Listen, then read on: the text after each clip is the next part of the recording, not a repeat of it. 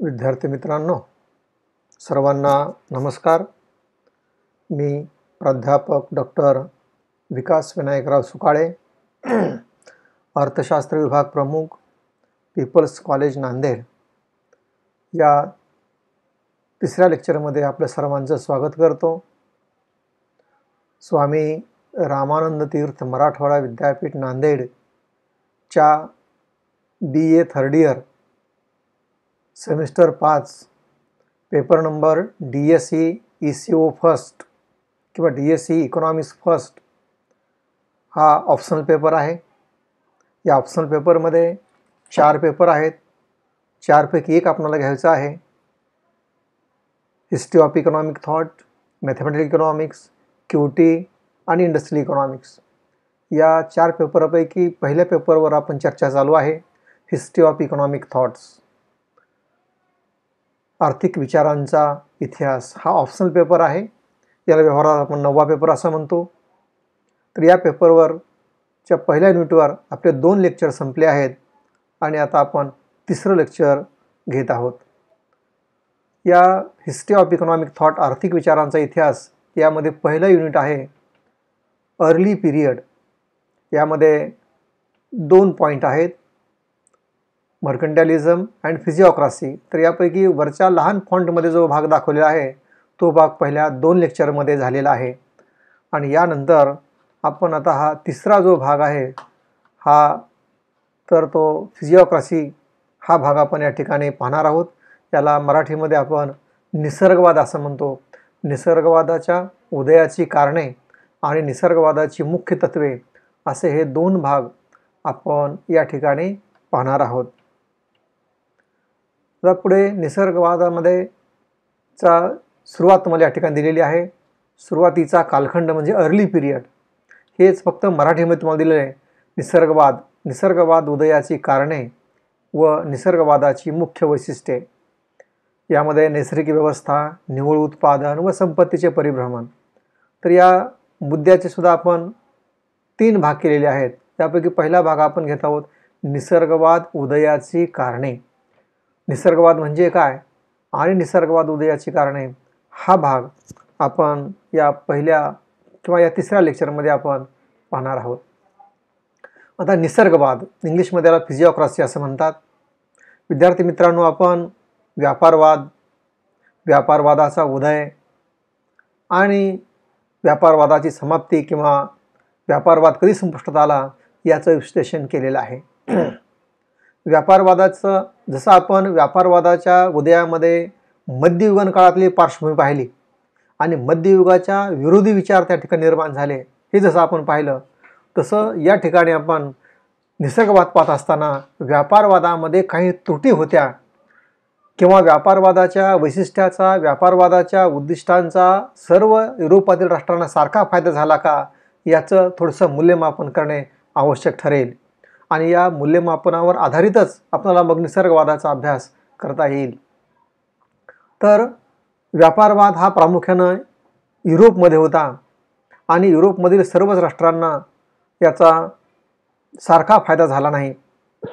प्रामुख्यानं व्यापारवादाचा फायदा अधिक प्रमाणामध्ये इंग्लंडला झाला आणि फ्रान्सला याचा फायदा फारसा झालेला नाही.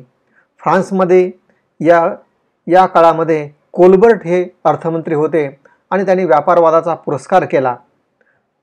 फ्रान्समध्ये व्यापारवादामध्ये शेतीचा फारसा विकास झालेला नव्हता आणि उद्योगाचाही विकास झाला नाही. मग शेतीकडे दुर्लक्ष झालं आणि उद्योगाकडेही दुर्लक्ष झालं.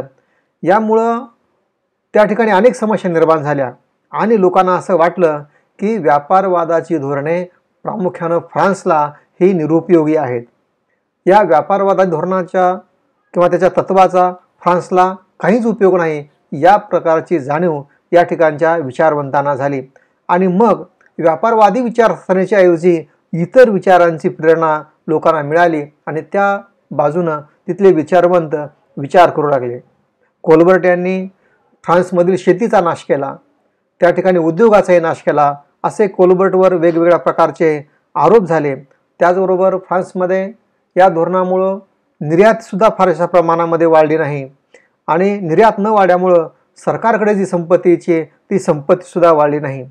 उलट या ठिकाणी बेबंद राजेशाही वाढली आणि सरकारचं मोठ्या प्रमाणामध्ये शोषण किंवा राजाचा जाच या जनतेला सहन करावा लागला. शेतीमध्ये तर अनेक वेगवेगळ्या समस्या निर्माण झाल्या. त्या ठिकाणी शेतीकडे दुर्लक्ष झाल्यामुळं अन्नधान्याचं उत्पादन कमी झालं, लोकांचे उपासमार होऊ लागली, दारिद्र्य वाढले आणि लोकांना असं वाटलं की हे सर्व जे घडतंय फ्रान्समध्ये हे सर्व निसर्गवाद्यामुळेच किंवा हे सर्व व्यापारवादाच्या कारणामुळेच किंवा आपण व्यापारवाद स्वीकारला म्हणूनच हे सर्व घडतंय आणि म्हणून या व्यापारवादाला पर्यायी विचारसरणी म्हणून निसर्गवादी विचारसरणीचा लोकांनी पुरस्कार केलेला आहे. याचबरोबर लोक हे सगळं स्वतंत्र आहेत असं जरी विचारसरणी असली व्यापारवादामध्ये तरी फ्रान्समध्ये सरकारचा अनावश्यक हस्तक्षेप मोठ्या प्रमाणामध्ये वाढला होता आणि सरकारचा हस्तक्षेप वाढल्यामुळं लोकांना हा सरकारचा हस्तक्षेप मान्य नव्हता आणि मग लोक मुक्त विचार करू लागले. मुक्त हस्तक्षेपाची नीती कशी असेल या संदर्भात लोक विचार करू लागले आणि अनियंत्रित राज्यसत्ता किती हानिकारक असते याची जाणीवसुद्धा त्या ठिकाणी लोकांना झाली. कारण लुई राजाचा कारभारच त्या काळामध्ये या प्रकारचा होता आणि मग लोकांनी 18व्या शतकाच्या मध्यामध्ये व्यापारवादाऐवजी निसर्गवादी ही विचारसरणी स्वीकारली. म्हणजेच एका अर्थानं जसं मध्ययुगांच्या विचाराच्या विरोधात व्यापारवाद निर्माण झाला तसं इथं व्यापारवादाच्या विरोधी एक प्रतिक्रिया म्हणून निसर्गवादी विचार या ठिकाणी आलेले आहेत. तर निसर्गवाद या शब्दाची उत्पत्ती कशी झाली तर थोडक्यात सांगितलं फिजिओक्रॅटिक हा मूळ फ्रेंच शब्द आहे किंवा या शब्दाची उत्पत्ती ग्रीक शब्दापासून झालेली आहे आणि या शब्दाचा अर्थ आहे निसर्गाची सत्ता किंवा रूल ऑफ नेचर असं आपण त्याला म्हणतो. निसर्गवादाचा जो कालखंड आहे तो अतिशय कमी कालखंड आहे. 1758 ते 1776 पर्यंतचा हा कालखंड आहे. साधारणतः निसर्गवाद हा 18व्या शतकाच्या मध्यास उदयास आला आणि याच शतकाच्या म्हणजे 18व्या शतकाच्याच उत्तरार्धामध्ये याचा शेवट झाला असेल तरी हा बऱ्याच राष्ट्रावर याचा प्रभाव होता. 1756 फ्रान्समधील प्रसिद्ध निसर्गवादी विचारवंत तुर्गो यांचा हे बरेच दिवस फ्रान्समध्ये अर्थमंत्री होते आणि त्यांना जेव्हा पदच्युत करण्यात आलं तर त्याबरोबर फ्रान्समधील हा निसर्गवादाचा कालखंड संपला अशा प्रकारे गृहीत धरलं जातं. तर अशा प्रकारची ही निसर्गवादाची पार्श्वभूमी आहे. ही पार्श्वभूमी आपल्याला उत्तरामध्ये लिहिणं आवश्यक आहे किंवा निसर्गवादाचा अभ्यास करत असताना निसर्गवाद उदयास का आला याबद्दल माहिती आपणाला असणे आवश्यक आहे. तर पुढे आपण निसर्गवादाचा अर्थ घेऊया. निसर्गवादाच्या वेगवेगळ्या व्याख्या आहेत. तपोधन मूर आहे, त्यानंतर एल.एच. हॅने यांची व्याख्या आहे आणि जी. एव्हरिस्ट यांची व्याख्या आहे. तर यामध्ये पहिली व्याख्या आहे ड्युपॉन्ट मूर यांची व्याख्या अशी आहे की आता वेगवेगळ्या मराठीमध्ये तपोधन मूर सुद्धा उल्लेख करतात, ड्युपॉन्ट मूर असा उल्लेख करतात. तर त्यांची व्याख्या अशी आहे की निसर्गवाद म्हणजे नैसर्गिक व्यवस्थेचे किंवा नैसर्गिक पद्धतीचे शास्त्र होय. निसर्गवाद म्हणजे नैसर्गिक व्यवस्थेचे किंवा नैसर्गिक पद्धतीचे शास्त्र होय. आता नैसर्गिक व्यवस्था म्हणजे कोणती व्यवस्था की ज्या व्यवस्थेमध्ये सरकारकडे किंवा सरकारचा हस्तक्षेप होणार नाही. निसर्ग नियम हे प्रमाण मानून सर्व आर्थिक व्यवहार केले जातील. निसर्ग नियम हेच अंतिम नियम आहेत, यामध्ये कुणीही हस्तक्षेप करायचा नाही अशा प्रकारचे विचार यामध्ये केले गेलेले आहे. म्हणून निसर्गवाद म्हणजे नैसर्गिक व्यवस्था म्हणजे निसर्ग नियम, ज्यामध्ये निसर्ग नियमाला प्राधान्य दिलं. तर अशा प्रकारचं शास्त्र म्हणजे निसर्गवाद असा किंवा असे अर्थ किंवा अशी व्याख्या तपोधन मूर यांनी केली आहे. त्यानंतर दुसरी व्याख्या आहे एल.एच. हॅने यांची. निसर्गवाद म्हणजे फ्रेंचांनी व्यापारवादाविरुद्ध उभारलेले बंड आहोत. जर फ्रेंचांनी म्हणजे कारण प्रामुख्यानं जो व्यापारवादाचा फायदा झाला तो इंग्लंडला झाला आणि त्याचे सर्वात नुकसान जर झालं तर ते फ्रान्सचं झालं आणि म्हणून फ्रान्समध्ये व्यापारवादाच्या विरोधी विचार आले. तर निसर्गवाद म्हणजे फ्रेंचांनी व्यापारवादाविरुद्ध उभारलेले बंड. आता हे बंड म्हणजे सशस्त्र बंड नव्हते, हे सुद्धा वैचारिक बंड.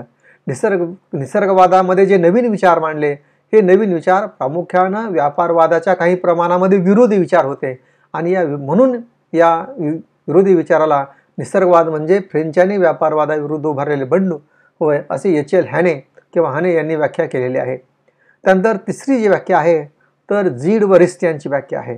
निसर्गवाद म्हणजे शेती आधारित अर्थव्यवस्थेच्या सहाय्याने राष्ट्रीय संपत्ती वाढवणे. आता इथं राष्ट्रीय संपत्ती वाढवणे हा मुद्दा आहे, परंतु आर्थिक वर्चस्व निर्माण करून किंवा मौल्यवान धातूंचा संग्रह करून साम्राज्यवाद निर्माण करून दुसऱ्या राष्ट्र काबीज करून अशा प्रकारे नाही, तर देशामध्ये शेतीचं उत्पादन वाढवून शेती अर्थव्यवस्था निर्माण करून यामध्ये कुठल्याही प्रकारचा हस्तक्षेप करायचा नाही, तर शेती अर्थव्यवस्था निर्माण करून किंवा शेतीच्या आधारित अर्थव्यवस्था निर्माण करून त्याच्या सहाय्याने आपली संपत्ती वाढवणे, अन्नधान्याचं उत्पादन वाढवणे, लोकांना रोजगार वाढवणे, लोकांचा उपभोग वाढवणे आणि एकंदरीत सर्वात शेवटी राष्ट्रीय संपत्ती वाढवणे, अशा प्रकारे थोडक्यात व्याख्या जीड रिस्ट यांनी केलेली आहे.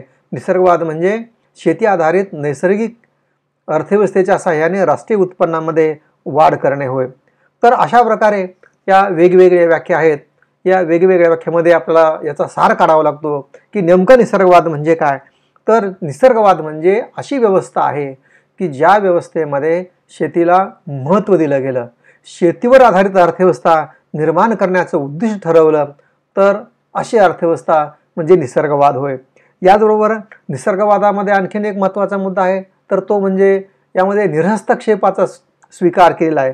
आता निरहस्तक्षेप निर म्हणजे नसणे, हस्तक्षेप म्हणजे ढवळाढवळ करणे.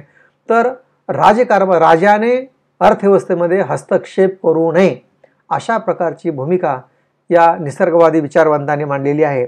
आणि ही सर्व जी धोरणे आहेत, ही सर्व धोरणे व्यापारवादाच्या विरोधी सर्व धोरणे होती आणि म्हणूनच एच.एल. हॅनी यांनी व्याख्या केली, निसर्गवाद म्हणजे फ्रेंचांनी व्यापारवादाविरुद्ध उभारलेले बंड होय, अशा प्रकारची त्यांनी व्याख्या केली आहे. तर आपण व्याख्या लिहिल्यानंतर आपण त्याचा सारांश लिहायला मुलांनी विसरायचा नाही. तुम्हाला जे काही याचा अर्थबोधन होईल तर तो अर्थ यामधून स्पष्ट करणे आवश्यक असते. आता यानंतरचा मुद्दा आहे तो म्हणजे निसर्गवाद उदयाची कारणे. निसर्गवाद का निर्माण झाला किंवा उदयाला का आला? कारण त्याचं 20-25 वर्षाचं आयुष्य होतं खरं तर फ्रान्समध्ये, परंतु तेवढ्या काळासाठी का होईना हा का आला आणि लोकांनी व्यापारवाद का नाकारला, तर याचं विश्लेषण यामध्ये येईल.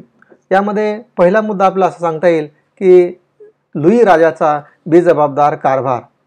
तर लुई राजाचा बेजबाबदार कारभार म्हणजे निसर्गवादाच्या किंवा व्यापारवादाच्या काळामध्ये फ्रान्सचा 14वा लुई, 15वा लुई आणि 16वा लुई अशा प्रकारे 3 लुई घराण्याचे किंवा 3 राजाचे राज्य होते.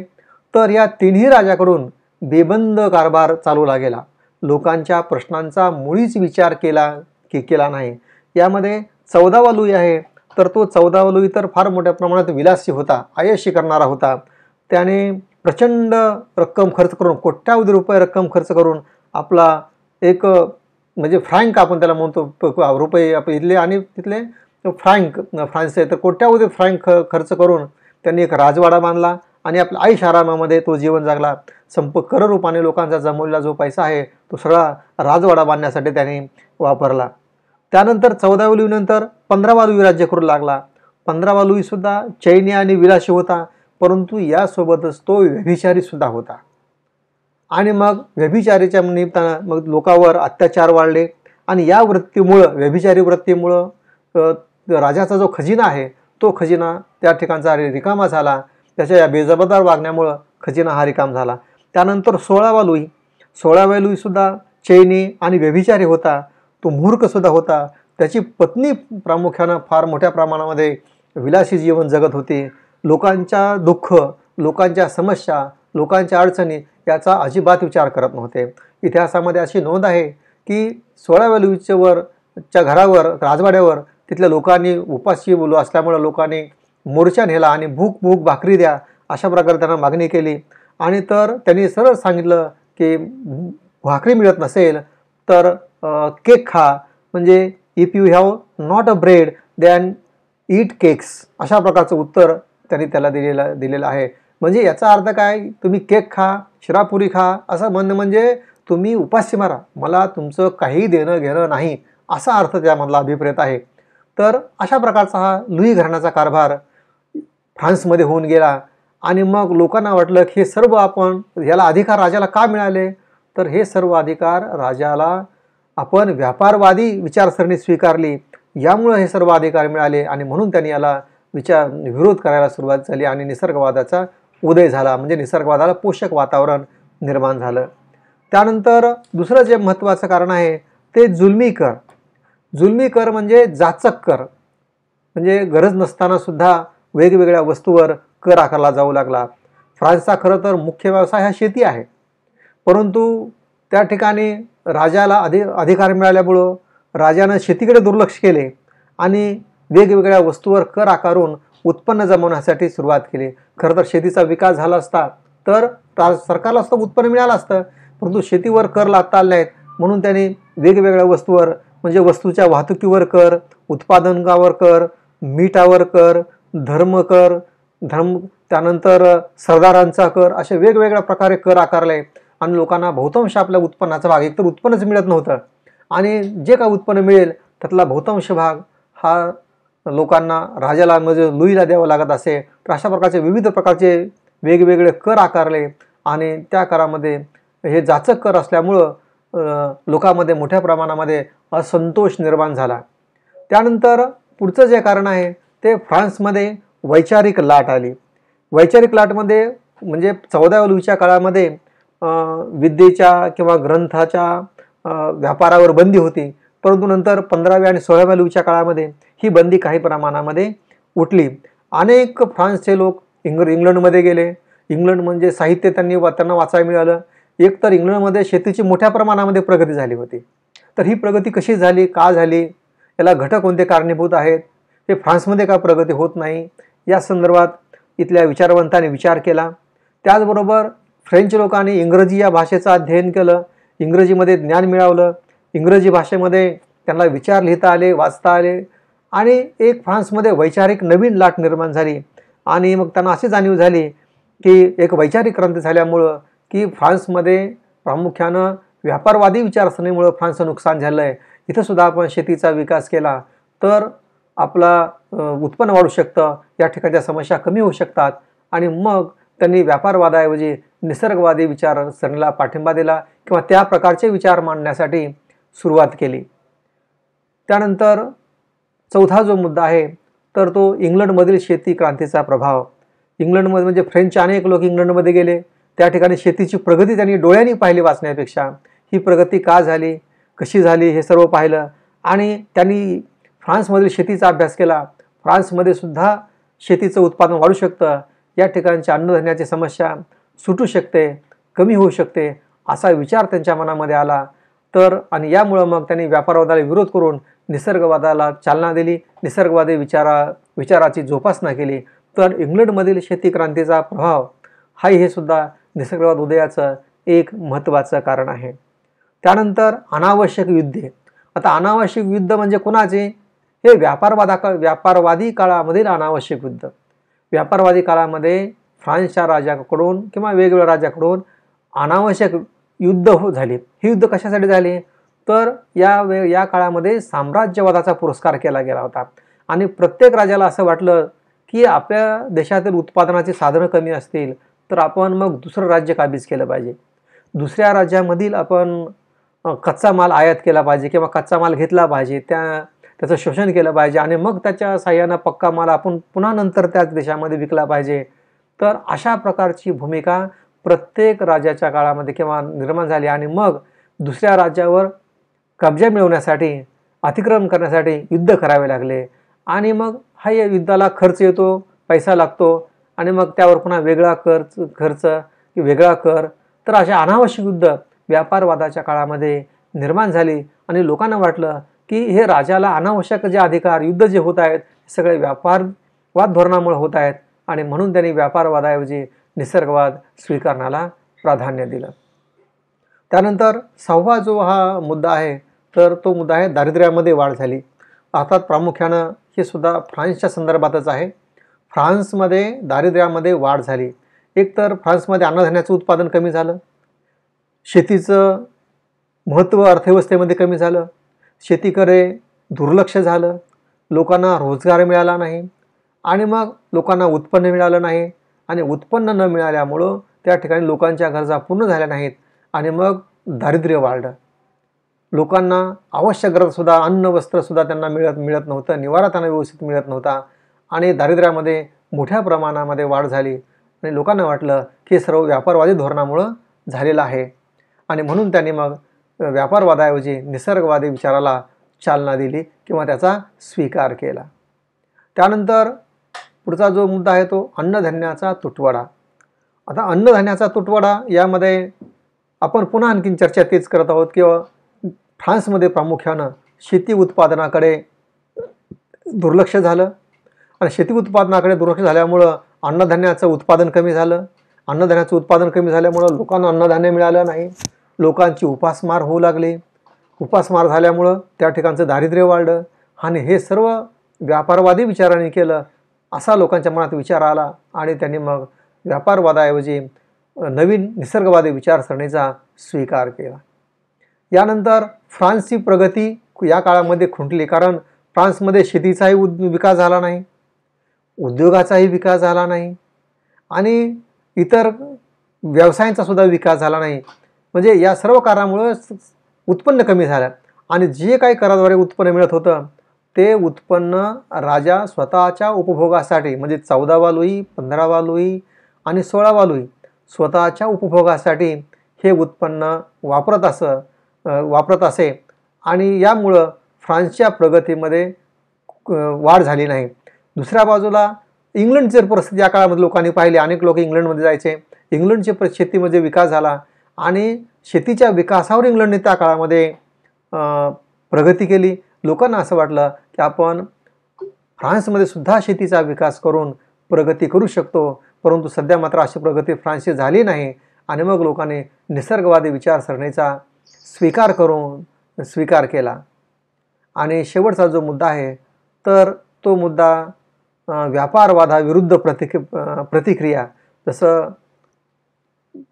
जुनी आपण व्यापारवादामध्ये जी व्याख्या पाहिली आहे की व्यापारवादसुद्धा मध्ययुगातील जे रूढीप्रियता होते त्याविरुद्ध प्रतिक्रिया होते, तसे व्यापारवादाला अनेक लोकांनी व्यापारवादाला विरोध म्हणून हा विचार स्वीकारलेला आहे की आम्हाला दुसरं काही असेल तर चालतं आहे, परंतु आम्हाला व्यापारवाद नको.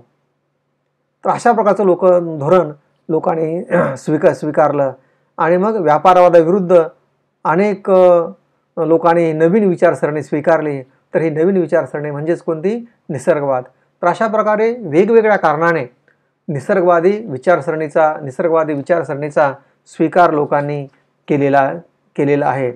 त्या काळामध्ये एकतर जे निसर्गवादी विचार होते हे प्रामुख्यानं शेतीला महत्त्व देणारे विचार होते आणि हे विचार मांडणारे लोक स्वतःला अर्थतज्ञ समजू लागले आणि मग याच आधारावर त्यांनी डॉक्टर क्वेस्ने यामध्ये उल्लेख त्यांचा करावा लागेल. त्यानंतर प्रसिद्ध विचारवंत तुर्गो यांचा या ठिकाणी आपला उल्लेख करावा लागेल. तर यांनी जे नवीन विचार मांडले तर ते नवीन विचार हे निसर्गवादी विचार म्हणून उदयाला आले आणि हे विचार लोकांनी स्वीकारले. तर अशा प्रकारे वेगवेगळ्या कारणाने फ्रान्समध्ये निसर्गवादी विचारांचा उदय झाला. यामध्ये लुई राजाचा बेजबाबदार कारभार, जाचक कर, फ्रान्समध्ये आलेले वैचारिक लाट, इंग्लंडमधील शेती क्रांतीचा प्रभाव, अनावश्यक झालेली युद्धे, दारिद्र्यामध्ये झालेली वाढ, अन्नधान्याचा निर्माण झालेला तुटवडा आणि फ्रान्सची प्रगती खुंटली आणि व्यापारवादाविरुद्ध प्रतिक्रिया अशी वेगवेगळी कारणे ही निसर्गवादाच्या उदयाची आहेत. म्हणजे व्यापारवादाला टाळून निसर्गवाद का स्वीकारला याचीही कारणे आहेत. आपल्या ही कारणे लक्षात आली असतील. तर या कारणानंतर आपण या कारण संपली की परीक्षेमध्ये लगेच समारोप करायचा नाही, तर त्याचा सारांश आपण थोडक्यात लिहिला पाहिजे. बरेच मुलं काय करतात, मुद्दे लिहितात, मुद्दे संपले की उत्तर बंद करतात, परंतु नाही, त्याचा आपण थोडक्यामध्ये सारांश लिहिला पाहिजे. सारांशामध्ये काय असतं की पुन्हा व्यापारवादाऐवजी निसर्गवाद का आला, निसर्गवादाचं मूळ तत्व काय आणि तो संपला कधी, या प्रकारचं विश्लेषण यामध्ये केलं पाहिजे. तर पुन्हा आपण थोडक्यात पाहूया. आणखीन तुम्हाला या ठिकाणी सांगतो की व्यापारवादाचा फायदा हा प्रामुख्यानं इंग्लंड झाला, फ्रान्सला त्याचा फायदा झाला नाही. फ्रान्समध्ये उलट व्यापारवादाच्या काळामध्ये अनेक समस्या निर्माण झाल्या. त्या ठिकाणी शेतीचं उत्पादन वाढलं नाही, अन्नधान्याचा पुरवठा किंवा उत्पादन वाढलं नाही, लोकांची उपासमार वाढली, दारिद्र्य वाढलं आणि एक प्रकारे फ्रान्सचं आर्थिक नुकसान मोठ्या प्रमाणामध्ये झाले. तर हे सर्व याला जबाबदार कारण जे आहे त्या ठिकाणी राजेशाही आणि व्यापारवाद असं लोकांना वाटलं आणि मग लोकांवरील राजाचे कर जमवण्यासाठी, कर घेण्यासाठी अत्याचारसुद्धा वाढले. आणि या सर्वाला विरोध म्हणून व्यापारवाद विचाराऐवजी निसर्गवाद ही विचारधारा त्या कालखंडामध्ये निर्माण झाली. अशा प्रकारचा समारोप आपल्याला त्या ठिकाणी करता येईल. आता आणखीन यामध्ये व्यापार निसर्गवादी विचार हे कोणी मांडले याचा सुद्धा उल्लेख करणं समारोपामध्ये आवश्यक आहे. एक तर डॉक्टर क्वेस्ने आहेत, डॉक्टर तुर्गो आहेत, तर यांनी हे विचार त्या कालखंडामधले मांडले. आणि निसर्गवाद म्हणजे काय, तर निसर्गवाद हे नैसर्गिक नियमांचे पालन करणारे शास्त्र आहे अशा म्हणून ओळखले जाऊ लागले. म्हणजे नैसर्गिक प्रक्रियेमध्ये, निसर्गाच्या उत्पादन प्रक्रियेमध्ये लोकांनी म्हणण्यापेक्षा सरकारने हस्तक्षेप करायचा नाही. सरकारने निरहस्तक्षेपाची भूमिका घ्यायची. सरकारने कुठल्याही प्रकारचा त्यामध्ये हस्तक्षेप करायचा नाही. म्हणजे याच वस्तूचं उत्पादन घ्या.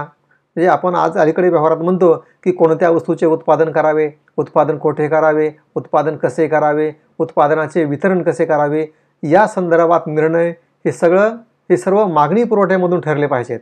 सरकारने यामध्ये हस्तक्षेप करू नये. सरकारने सरकारचं काम करावं, विनाकारण दुसऱ्या बाबीमध्ये सरकारने हस्तक्षेप करू नये. जशी आज आपण भूमिका घेतो तशी त्या कालखंडामध्ये अशी लोकांनी भूमिका घेतली की निसर्ग नियमामध्ये सरकारने हस्तक्षेप करू नये. नैसर्गिक परिस्थितीमध्ये जे अनुकूल आहे ते उत्पादन होईल. नैसर्गिक परिस्थिती ज्या उत्पादनाला अनुकूल नाही ते उत्पादन होणार नाही. यामध्ये अनुकूलता नसताना सुद्धा सरकारने तिथं प्रयत्न करणे, याच वस्तूचं पीक घ्या, ही पिके घ्या, अशा प्रकारे हस्तक्षेप करू नये. किंवा याच वस्तूचं उत्पादन करा, याच वस्तूचं उत्पादन करू नका, अशा प्रकारची भूमिका सरकारने घेऊ नये. निसर्ग नियमाने जे होईल त्याला प्राधान्य दिलं पाहिजे, अशा प्रकारची विचारसरणी या निसर्गवादामध्ये मांडली गेलेली आहे. आणि ही विचारसरणी साधारणतः 1776 पर्यंत युरोपमध्ये निसर्गवादी विचारांचा प्रभाव होता. जेव्हा यानं शेवटी 1756 फ्रान्समधील प्रसिद्ध निसर्गवादी विचारवंत तुर्गो यांचा कालखंड संपला आणि त्यांना पदच्युत करण्यात आले. त्याचबरोबर असं मानलं गेलं की फ्रान्समधील निसर्गवादाचा सुद्धा समारोप किंवा निसर्गवाद संपुष्टात आला असं, किंवा निसर्गवादाचा शेवट झाला अशा प्रकारे विचार त्या कालखंडामध्ये मांडला गेला. तर अशा प्रकारे आपणाला हे सर्व निसर्गवादी विचाराचं विश्लेषण करता येईल. तर यामध्ये निसर्गवाद म्हणजे, जर विद्यार्थ्यांना प्रश्न आला निसर्गवाद म्हणजे काय आणि निसर्गवादाची उदयाची कारणे स्पष्ट करा, किंवा नुसता एवढाच प्रश्न आला की निसर्गवाद उदयाची कारणे स्पष्ट करा, तर आपणाला त्यामध्ये निसर्गवाद म्हणजे काय लिहिणे आवश्यक आहे. निसर्गवाद म्हणजे काय विचारलं नाही तरी तुम्हाला त्याचं प्रास्ताविक करणं आवश्यक आहे. कारण प्रास्ताविक आणि शेवटी सारांश किंवा त्याला समारोप आपण म्हणतो, याशिवाय प्रश्नाचं उत्तर पूर्ण होत नाही. मधला भाग बॉडी ऑफ द आन्सर हे तर आलंच पाहिजे. म्हणजे उदयाची कारणे, निसर्गवाद उदयाची कारणे जी प्रमुख ते आलीच पाहिजेत, परंतु या कारणाला सुद्धा प्रस्तावना आणि त्याचा समारोप आला पाहिजे. यामुळं निश्चितच पेपर तपासत असताना त्या लिखाणाचा प्रभाव उत्तरपत्रिका तपासणाऱ्या प्राध्यापकावर पडतो आणि ते चांगले मार्क्स देतात. आणि ही एक चांगली सवय आहे. जेव्हा एखादा मुद्दा आपल्याला लिहायचा असतं, विश्लेषण करायचं असतं, तेव्हा त्याची प्रस्तावना आपण थोडक्यात 1-2 ओळीमध्ये 4 ओळीमध्ये केली पाहिजे. त्यानंतर मुख्य भाग आपण लिहिला पाहिजे आणि मुख्य भागानंतर मग आपण त्याचा शेवट थोडक्यात सारांश रूपाने लिहिला पाहिजे. तर अशा प्रकारे आपण उत्तर लिहा. आपला निसर्गवाद म्हणजे काय आणि निसर्गवादाच्या उदयाची कारणे हा भाग समजला असेल, मी असं गृहीत धरतो आणि या ठिकाणी आपली रजा घेतो. माझा हे जो भाग आहे थर्ड लेक्चर या ठिकाणी संपवतो. धन्यवाद.